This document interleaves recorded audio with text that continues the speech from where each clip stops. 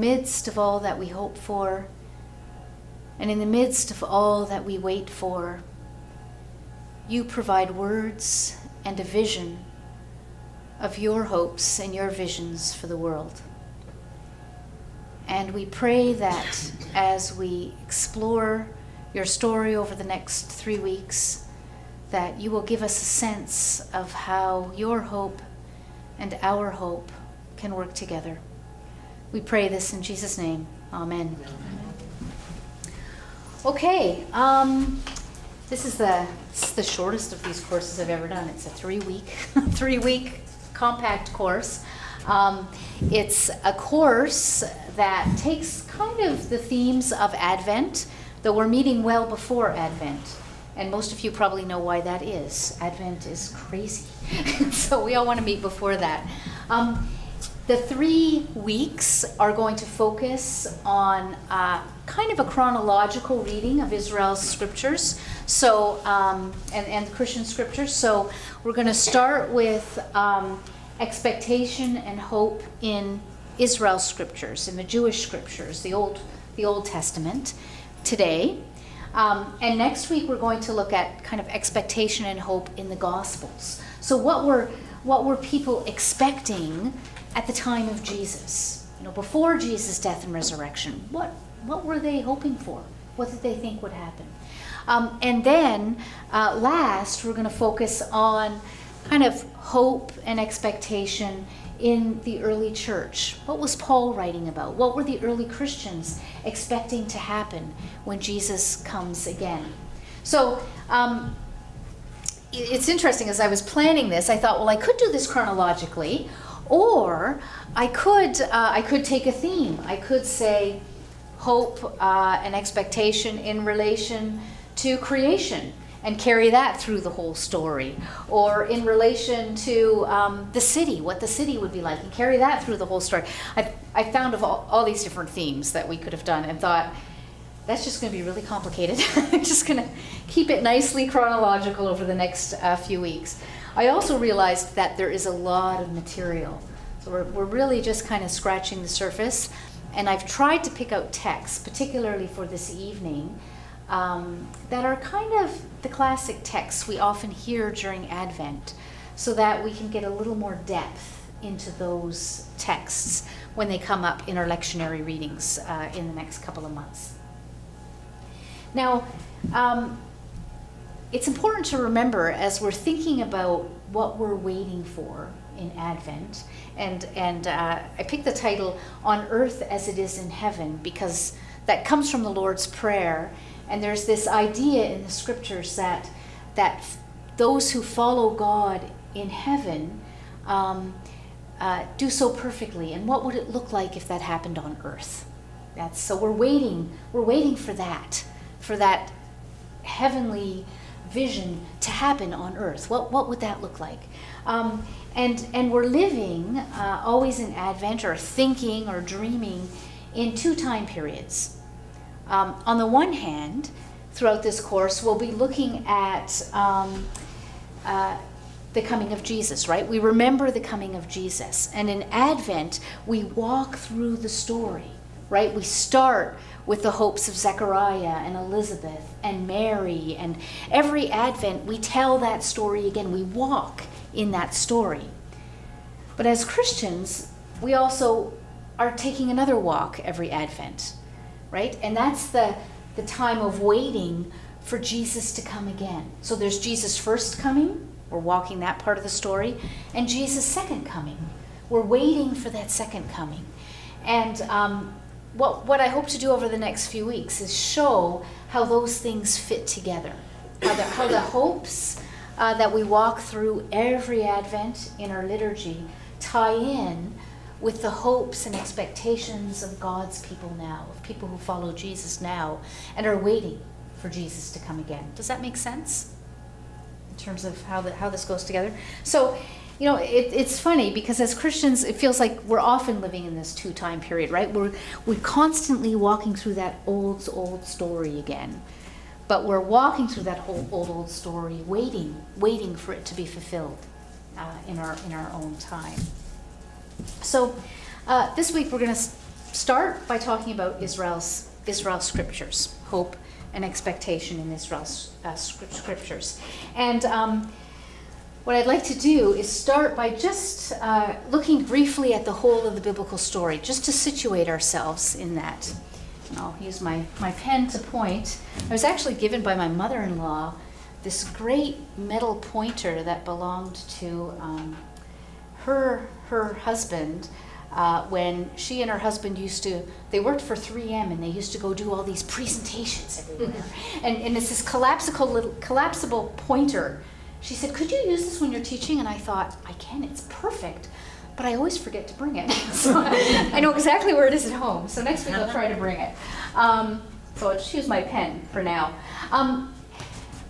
So those of you who have been to a class before will recognize this story. Can you guys see this, Lydia, Susan? You can see this end? Okay.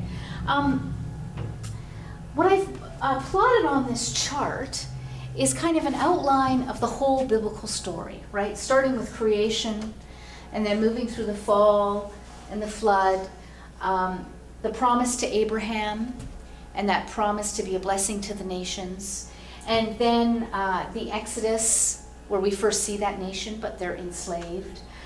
The giving of the law as part of the Exodus, when the people are taken out of slavery, and then the coming into the land and the conquest, which is kind of a problematic part of the story.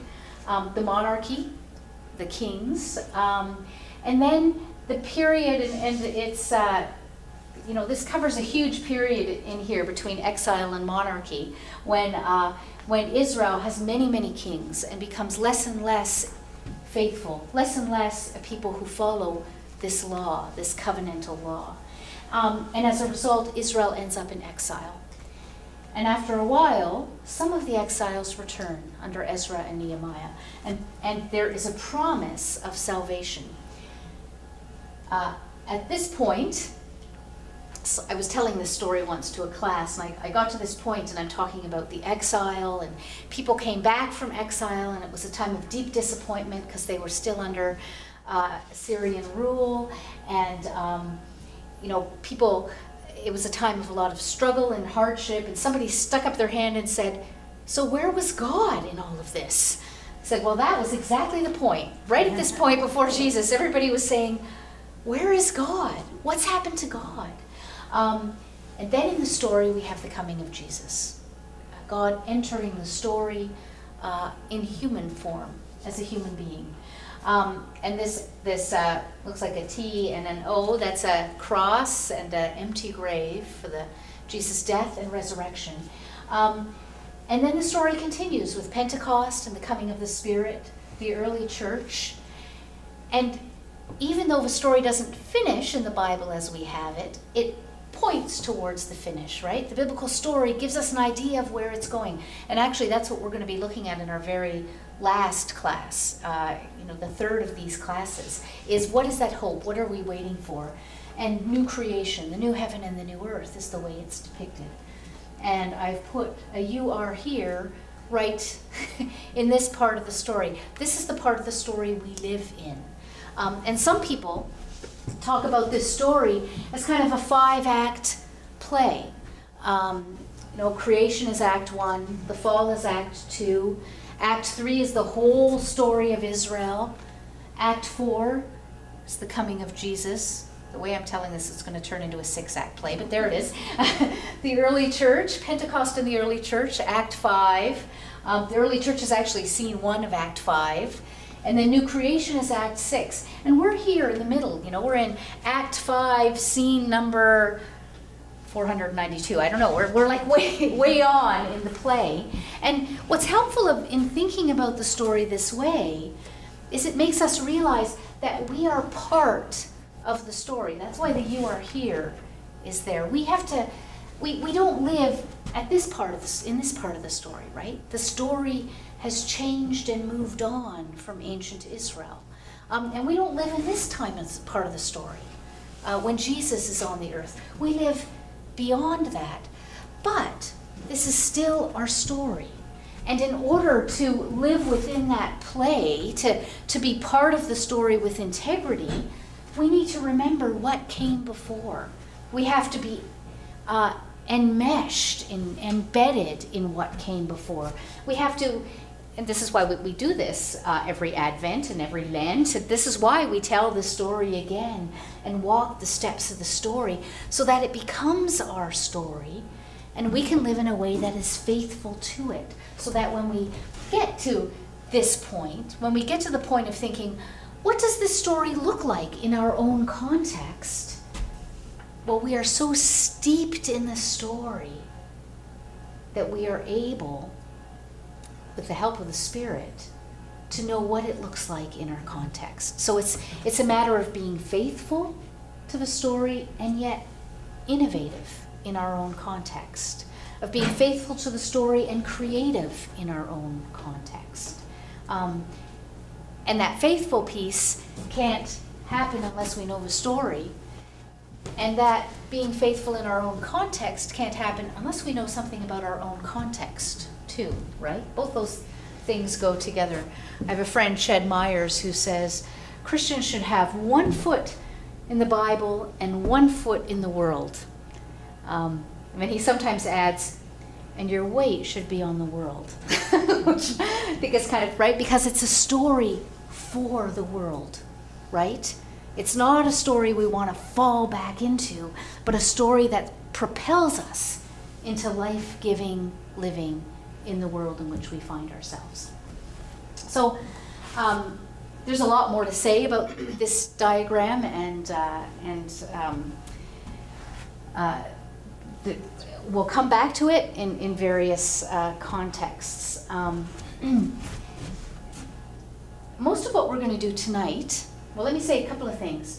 We see throughout this story, we see what God's hope is for the world. So part of this course is about our expectations, or the ancient Israelites' expectation, and part of it is God's expectations. That's what the prophets tell us. What God expected the world to be. And we have hints of this the whole way through. So in Genesis 1, human beings are called to tend and keep the earth. There's this sense of Genesis 1, well, it's Genesis 2 actually, but in Genesis 1, human beings are given all of creation and all the seeds and everything for their food. There's this vision of incredible gift, right? And then in Genesis 2, this call to tend and keep it. Look after it. Look, I've given you all this stuff. Look after it. That's part of the vision, that we will live into that kind of a calling, right? Well, very quickly, things go wrong because of a culinary indiscretion. Things go wrong very quickly. And human beings, everything spirals down from there, right? Human beings aren't living up to their calling to be the nurturers of this life, this gift they've been given. But instead, everywhere the story turns, there's violence. Starting with Cain and Abel, there's violence, starting in the familial level and moving up till you get to Babel at a societal level, right? There's this spiraling into violence until you get to this point where you have the flood. And God says, I'm going to start all over. God has this hope that human beings will somehow live up to the vision. Well, after the flood, it becomes clear that, you know what? Human beings are still evil. Every thought of their heart is evil continually, the text says, which is a pretty damning kind of phrase. It's, nowadays you'd never say to your kid, my kid's sitting over there, so that's why I looked at her, you dirty, rotten kid, you never do anything right. But that's kind of the feeling you get from Genesis 6 and Genesis 8, Every thought you have is evil. And yet God says, but I'm not going to destroy the world with a flood again. That's not going to happen. God has a vision of a covenant, and in Genesis 9 you get a covenant between the earth and humanity, of a covenant that doesn't include violently wiping people off the earth. That's not going to happen. That's part of the vision. And then in Abraham, we get another little hint of what that vision is God has for the world. In Genesis 12, God says to Abraham, I'm drawing a complete blank. I will give you this land, and I will give you a people that will be more numerous than all the stars in the sky and all the sand on the seashore. And your people will be a blessing for the nations. So here we have a vision. Interestingly enough, Abraham is chosen. So this is the point of the story in which there's election, one people. But why is that one people chosen? To bless the whole world, so that there is blessing back in the story for all the nations. So you see that this initial good creation God had hoped would unfold with blessing. Abraham is the way that's going to happen.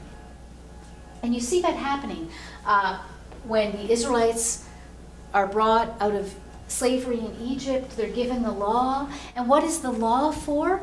But to enable Israel to show the nations what it is to be followers of God, to be a light to the nations, to be a holy people.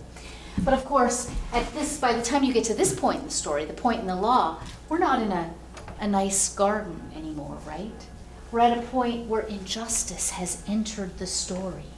And so you have laws that talk about how to deal with injustice, how to enact justice in the community, how to deal with violence, and how to bring restoration and peace in the community. All of those things are part of that law and the vision of God for the world. And so the people enters the land, right? There's the conquest, the monarchy, and it's at this point that we're going to start looking at a bunch of texts. We're going to look at the hope of Israel before the time of exile, and during the exile, and then during the time of return. So we're going to focus on this period.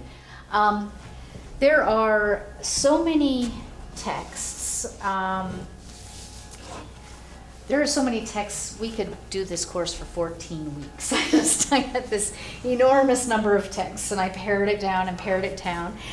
We might still have too many for tonight, so we'll see how it goes. But I'd like to begin with a psalm, Psalm 98. Now, does everybody have a Bible? Who needs one? Yeah. And there's a large print one over here too.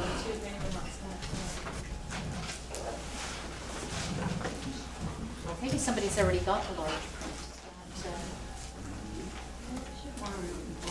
Okay, everybody's got one?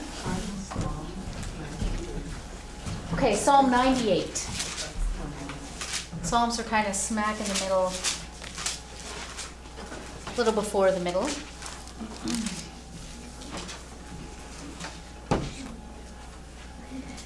And I'll just read this through with you. You probably have some different translations, and that'll be helpful as the evening goes on, because sometimes it's helpful to see what other translations actually say. So at a certain point, when I sort of ask what we're seeing in texts, if you've got something different than what other people are saying, don't think, oh, my Bible is different, but say, oh, my Bible's different.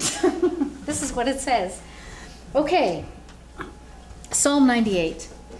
Oh, sing to the Lord a new song, for he has done marvelous things. His right hand and his holy arm have gotten him victory. The Lord has made known his victory. He has revealed his vindication in the sight of the nations. He has remembered his steadfast love and faithfulness to the house of Israel. All the ends of the earth have seen the victory of our God. So this first part of the psalm is a telling of the story, right? A remembering of what God has done for Israel. And what God has done is rooted in this steadfast love, God's chesed, and faithfulness to Israel. And so what's the response? What's the response when God has done all these wonderful things? Well, make a joyful noise to the Lord, all the earth. Break forth into joyous song and sing praises. Sing praises to the Lord with the lyre and the sound of melody, with trumpets and the sound of the horn. Make a joyful noise before the King, the Lord. Let the sea roar and all that fills it, the world and all those who live in it. Let the floods clap their hands, let the hills sing together for joy at the presence of the Lord, for he is coming to judge the earth. He will judge the world with righteousness and the peoples with equity. So first of all, what's the response to God's great actions? Who responds? Everything. Everything responds, right? So it's not, pardon? Joy. There's incredible joy. And at first you might think, oh, it says all the earth, but really it just means all the people in the earth, because that's how people tend to read the Bible, right? They try to think it's just about people. But then it makes it really clear. No, the seas roar and the people who live in the world, but also the floods and the hills. This is not only people, but all of creation is rejoicing. And it's not only because of what God has done in the past, because of what God is going to do. And what, according to this text, is God going to do? What's going to happen when God comes? God will judge. And how will God judge? With righteousness. With righteousness and Equity. equity. Does anybody have different words for those two words? in there? Perfect justice. Perfect justice. Very nice. Perfect justice.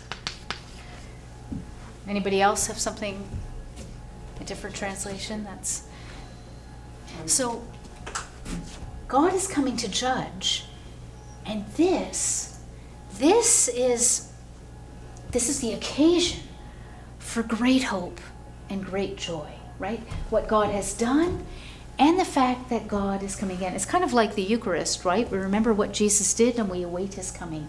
That's kind of what this praise is like. We remember what God did and we await God's coming. And God is coming in judgment. Now, does judgment sound like a great thing to most of you? No, Peter's shaking his head. No, it's judgment in the biblical story is always a two-sided thing. When God comes in judgment, God is coming to bring justice for those who are, and we'll see this in our later text, for those who are oppressed, for the poor who haven't got justice in the courts. Repeatedly, the text says for the meek who will inherit the earth. That's actually an Old Testament phrase that Jesus picks up in the New Testament. God will come to judge Israel's enemies who have taken Israel into exile or defeated Israel in battle. So judgment is good news if you are one of the poor or one of the oppressed or one of the enslaved or one of the prisoners. Justice is good news if you're on that side. Judgment is good news. Judgment is bad news, on the other hand, if you happen to be one of those people who's on top. If you happen to be one of the people taking people captive, or acting in oppressive ways, or ensuring people that are poor, or imprisoning people, then judgment is something that makes you shake in your boots, right? And the text is very clear, and we'll see this as we go through some of our other texts, that God's coming in righteousness and God's coming in equity is something that causes the people of Israel to rejoice. But not only the people, but the earth. This is good news for the earth when God comes. And we'll see some other texts that have that overtones too. Particularly since we're going to see, and if we were to look up a bunch of passages in the law, we would see that when Israel isn't obedient to the law, creation suffers. When Israel doesn't give the land the Sabbaths that the land needs, then the land becomes barren. The land becomes a desert. That unfaithfulness has a creational impact in the biblical story. And there's even a text in Isaiah that says that the trees are rejoicing when a great defeat happens, because now nobody comes to cut us down anymore. It's like, oh, good. Those oppressive people are gone now. And I mean, Leviticus talks about the land vomiting the people out if they're unfaithful, which is quite the image, isn't it? It's the land vomiting the people out. And it says that if the people won't give the land the Sabbaths that the land needs, then they'll be taken away into exile, and then the land will get Sabbath again. So there's this theme that runs through the story about creation and creational justice, which is why the idea of God coming to judge with perfect justice, I love that phrase. That's why the seas clap their hands, or maybe it's the hills that clap their hands. That's why the sea roars and the floods clap their hands and the hills sing together, because there's freedom for creation too when God comes again. Does that make sense? A lot of these psalms talk about God coming to judge in righteousness and with equity. A lot of the psalms, particularly the Psalms of Lament, call for God to rise up and come again. Hear our voice, God. Act on our behalf. Again and again you get this in the Psalms. But we're gonna move on and look at 3 texts now from Isaiah from before the exile. So we're going to start at Isaiah 2. And Isaiah isn't much past the Psalms. There's Proverbs, Ecclesiastes, Song of Solomon. That would be an interesting course. Expectation and Hope in the Song of Solomon. We'll do that one in the summer when it's warmer. Okay, Isaiah 2 is the first one that we're going to look at. And let me say something about Isaiah. So, the book of Isaiah is generally thought to have been written at 3 different times in Israel's history. So the first 39 chapters happen right at the time, just before and at the time of the exile. Chapters 40 to, I always get mixed up at this bit, I think it's 40 to 55, are generally thought to have been written when Israel is in exile and has been in exile for a while. And then 56 to the end of the book are thought to have been written after the time of the exile, time of the return. So you kind of have 3 different perspectives in the book of Isaiah. Now the beginning of the book, Isaiah prophesied beginning at the time of King Uzziah. And King Uzziah, I've brought a map. This is a time when terminology gets confused in talking about about the biblical story. So we often talk about Israel. I was just talking about Israel in relation to the Psalms, and we tend to think of that as all the Jewish people of the time, right? But after the death of Solomon, the kingdom broke into 2 halves. The northern kingdom, which was still called Israel, and consisted of 10 tribes, and the southern kingdom, which is called the Kingdom of Judah. And Jerusalem was in Judah. And Bethel was one of the main places of worship in Israel. At the time that Isaiah was written, this whole area was under threat from Syria, the Arameans, and also Assyria, further afield. So there was considerable anxiety, would be one word, but also a lot of political intrigue. Who could they make alliances with so as not to be taken over, right? Who could these various kingdoms make alliances with? Because the kingdoms were also kind of at war with each other as well. I mean, there wasn't any kind of, it's like North and South Korea. There wasn't really a lot of fraternal feeling between the North and the South Kingdom. So, and actually, partway through kind of the historical events outlined in Isaiah, the kingdom of Israel actually fell in 722 BC. And so then Isaiah was just prophesying in Judah. I'll say more about that in a minute.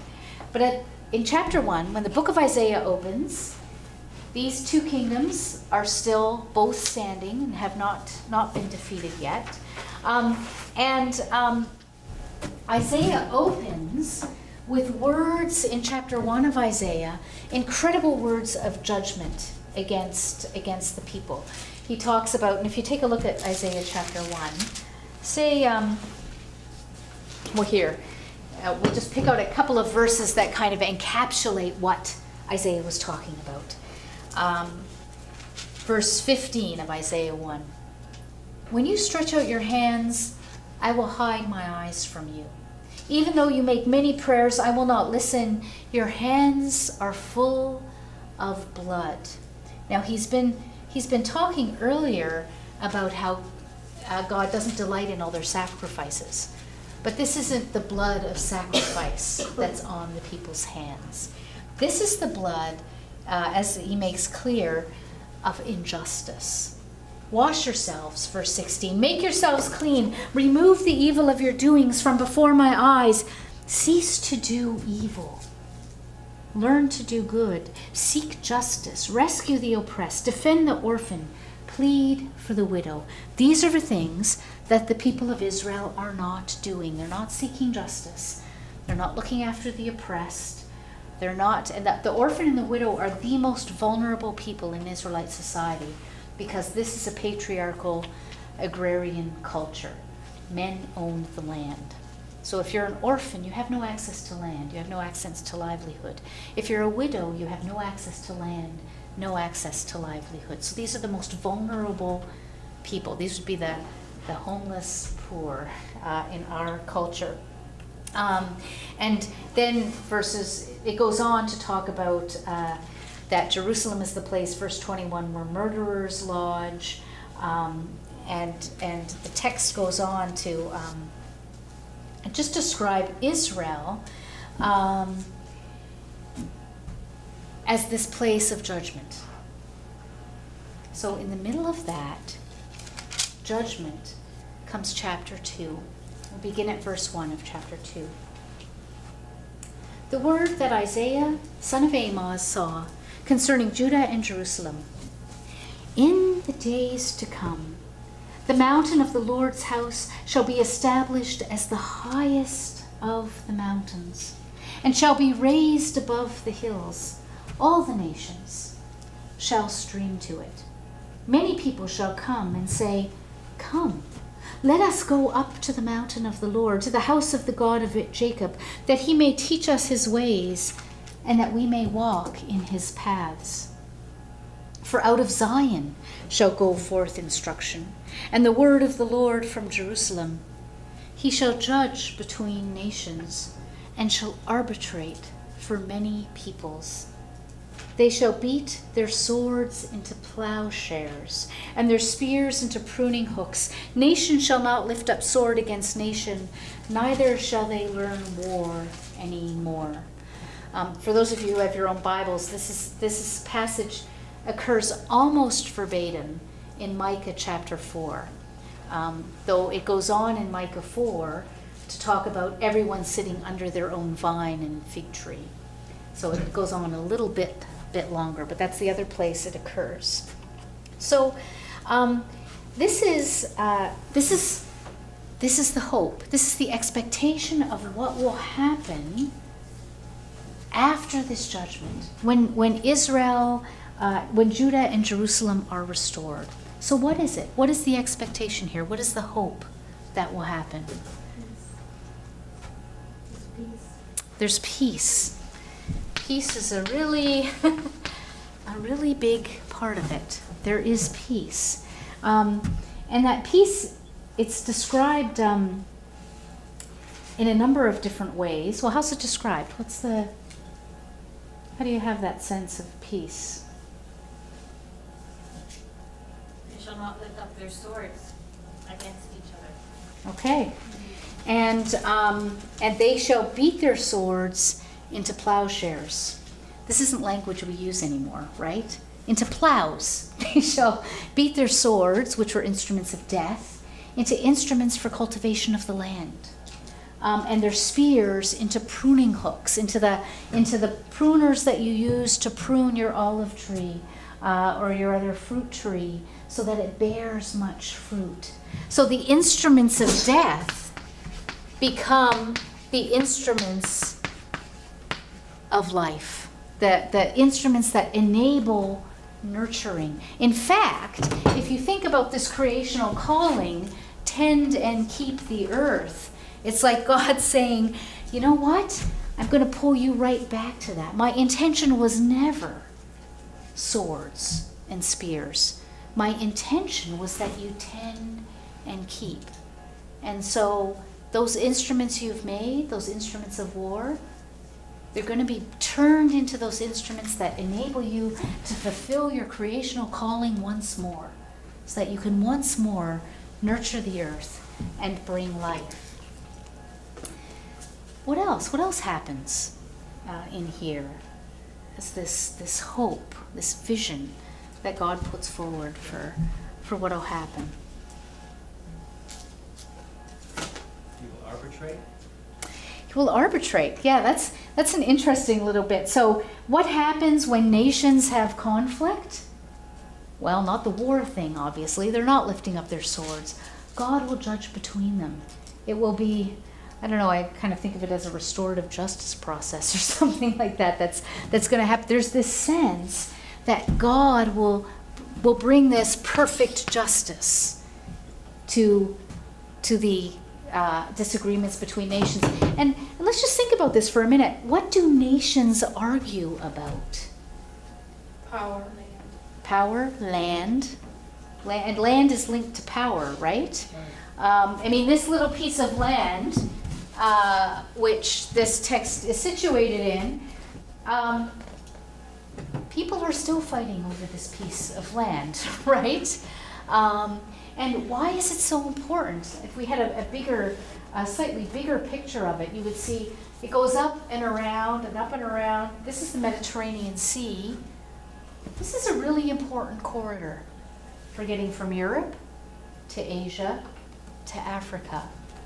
It's an incredibly important corridor, both in the ancient world and in the contemporary world. Now, this piece of land is overlaid with centuries of writing, right? It's overlaid with everything in this book, and all the hopes and expectations that we have in the Bible. But really, well, actually, let me keep this here for a minute. If you think of this as a map of contemporary Israel and Palestine, the conflict over the land. So you have this is the this is the West Bank down here, and Gaza's over here. And what's going on is that Israel cuts off the water supply to the Palestinian territories down here, right? Land has to do with access to water. Who gets water? Because why do you need water? For food, right? For fertility.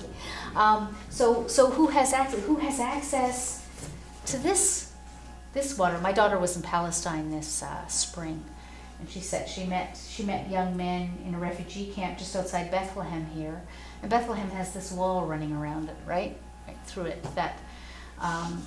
That means Palestinians can't really go anywhere, and Palestinians can't go on a lot of the roads outside of Bethlehem either.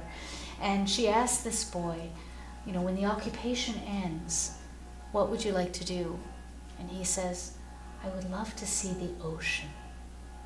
He lives this far from the ocean, but probably, well, who knows, unless there's a really big change in foreign policy, he could grow up and never ever see it. So he'll never get to the ocean. And of course, in the ancient world, access to this water meant that you could move your goods right? So Assyria over here and Babylon, they wanted this bit of land because it made it a lot easier to launch your ships for trade. So when nations are fighting in the biblical text, and they're fighting over Israel, and they're fighting over Judah, they're fighting over resources. They're fighting over who has access to resources. They're fighting over trade possibilities. And part of those resources are the resources that the land has as well. So when it says God will arbitrate between the nations, that he would judge between the nations, and you know that's going to be that perfect justice. Part of that's going to be saying, here's a fair allocation of resources for you, and a fair allocation of resources for you, and the kind of thing we don't really see in our world, where we know resources are not allocated fairly in any way. Mostly they're to our benefit right now. So that's part of it, that arbitrating, judging between the nations. So it isn't just, when we talk about God's judgments, it's not just personal, but it's political here, right? This seems to be a political vision that we have here. I'll put that one up too. Okay, what else? What else is going to happen when the days to come, when God's house is established? What else? What shall all the people say when they come? They're going to come to Israel, to the God of Jacob, that he may teach us his ways and that we may walk in his paths. There's this sense that the other nations will want to know what it is to follow Yahweh, right? His paths is a way that the scriptures talk about obeying God's law, right? The law is the perfect path, the way the Israelites want to walk. So all this stuff in the law about being holy like God is holy, and the economic measures in the law so that there will be no poor in the land, and all the laws about what it is to live in faithful, flourishing covenant community, the other nations will want to learn that. In fact, they won't even need to come to Jerusalem for that, but out of Zion shall go forth instruction, the end of verse 3, and the word of the Lord from Jerusalem. That perfect way of walking, that way of following Yahweh is going to go out into the rest of the world. So there's this sense of that blessing to the peoples that Abraham's going to be. That's what's going to finally happen when God returns, right?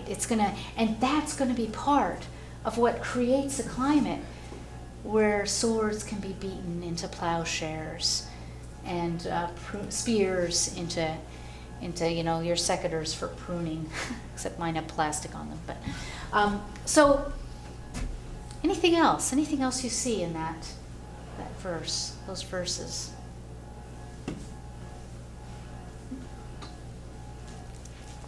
Okay, let's This one puts yeah? it a little differently.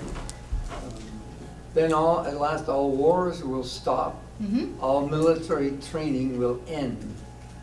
O Israel, let us come and walk in the light of the Lord. Actually, that's a really nice translation of it. Yeah, mine has, neither shall they learn war no more, and all military training shall end.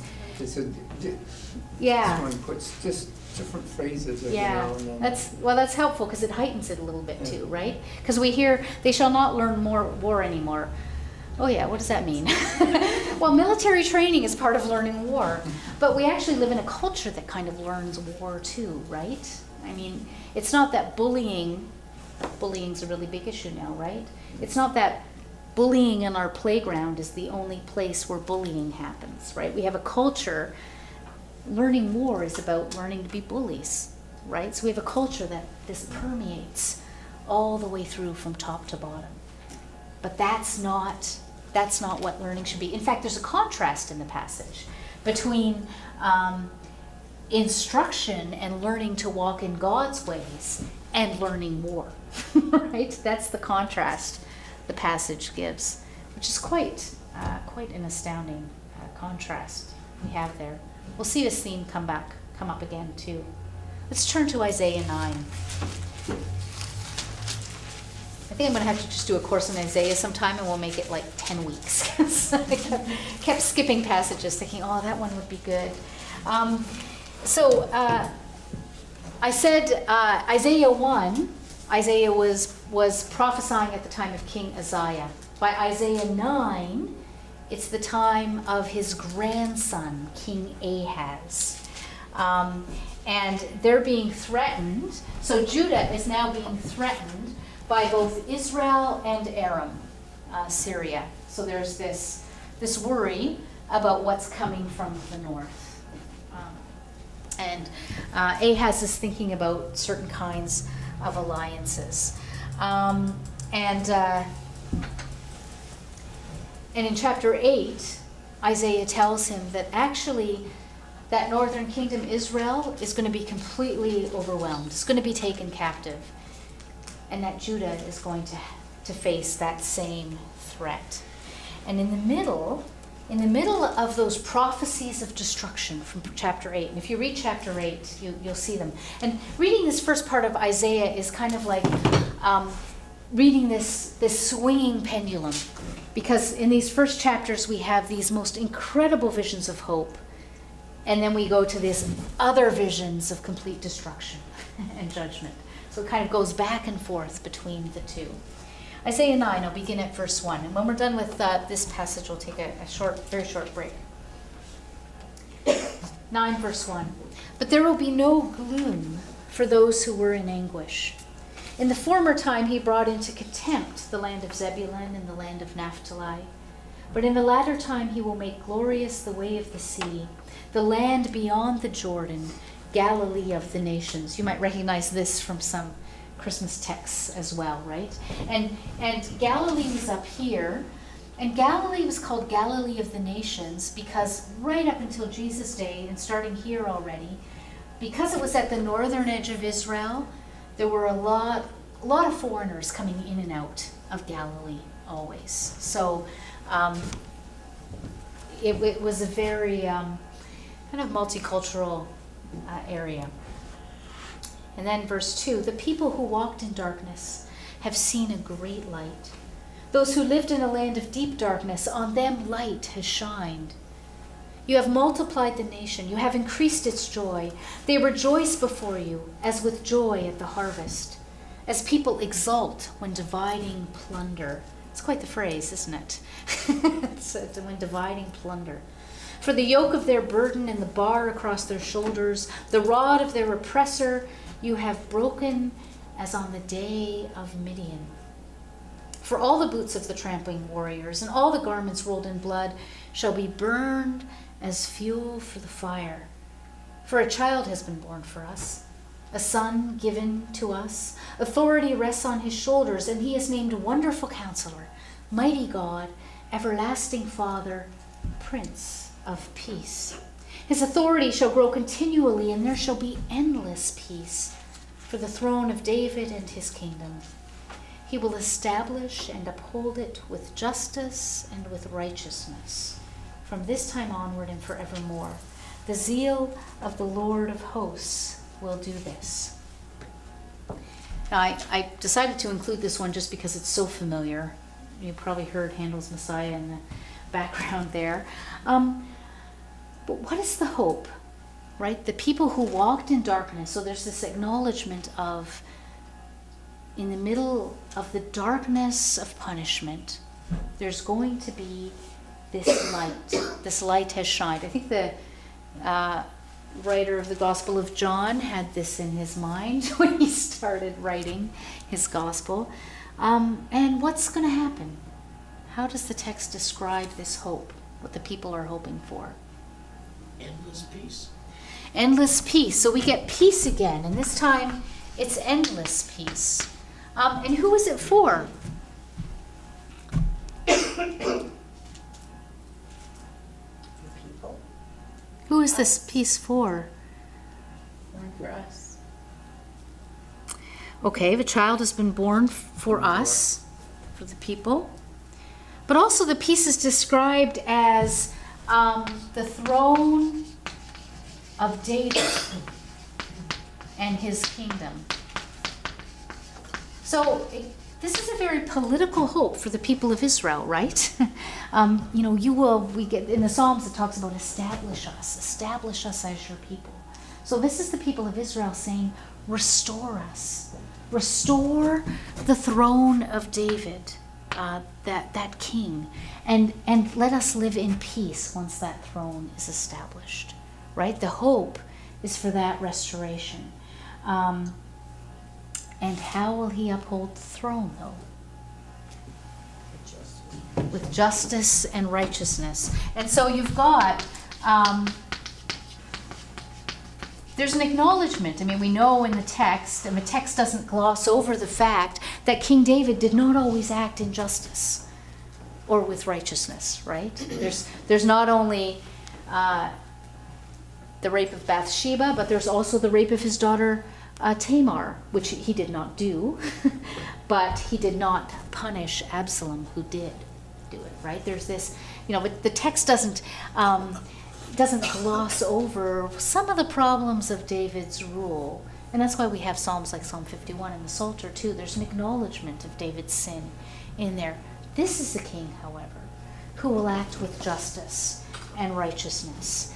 But before that, before this, what's tied in with the throne of David being established? What will happen before that to enable that to happen?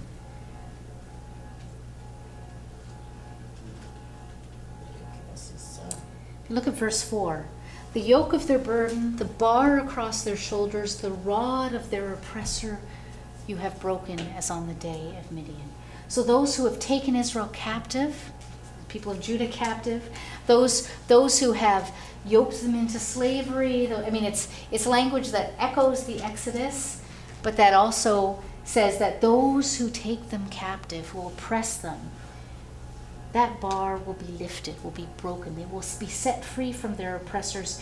And then here's what's going to happen to the boots of the tramping warriors. That's a very evocative phrase, right? Because you do have almost every movie that's got battles in it, you've got the sound of the feet tramping, right? Even Lord of the Rings is full of this. You don't hear it so much, but you see them. And the garments rolled in blood. That's just going to be fuel for the fire. We're not even going to wash that. That's just burn, because now there's this new ruler, the Son born for us, with a different authority. Wonderful Counselor, Mighty God, Everlasting Father, Prince of Peace. Kind of rolls off the tongue, right? This is going to be the Father that cares for the people, the mighty God who will be above the other gods, and the one who brings this peace for the throne of David. So it's a very political hope for a freedom from their political oppressors. This isn't some kind of vision of some God who's going to come and free us from what's going on earth or anything like that. This is, no, here and now, God's going to come and establish something new. And originally in Isaiah, this wasn't a hope for some kind of apolitical Messiah. This was for a ruler who would enable peace to come for this nation, in this piece of land, in this place. Does that make sense?